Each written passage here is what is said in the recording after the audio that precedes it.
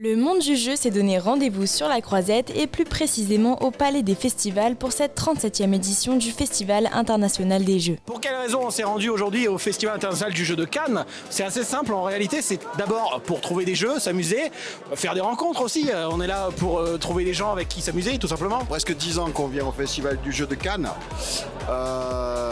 Souvent on venait les 3 jours. Bon là on fait qu'une journée cette fois parce qu'on a quand même 1h30, 2 heures de route.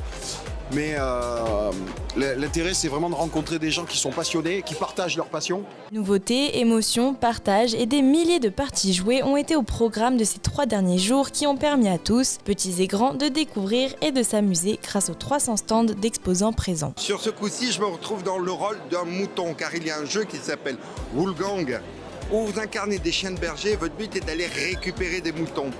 Vous allez essayer d'avoir votre objectif pour récupérer un maximum. Alors moi je suis ici avec la CDE, la Crevée des Épées.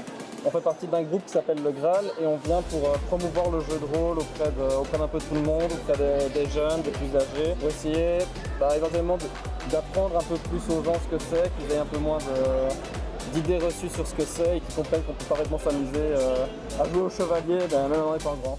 Simples amateurs, compétiteurs passionnés ou professionnels, ce sont plus de 85 000 festivaliers qui ont investi les lieux pour cette 37e édition d'un événement devenu incontournable. Casser les codes, voilà le slogan fièrement porté par l'affiche de cette édition 2024 et ce n'est pas peu dire car grâce à une scène extérieure, des structures sur la plage, des nouvelles animations ou encore le passe privilège, le FIGE a fait le plein de nouveautés et a permis à Cannes, le temps d'une semaine, de devenir la plus grande arène ludique du monde francophone.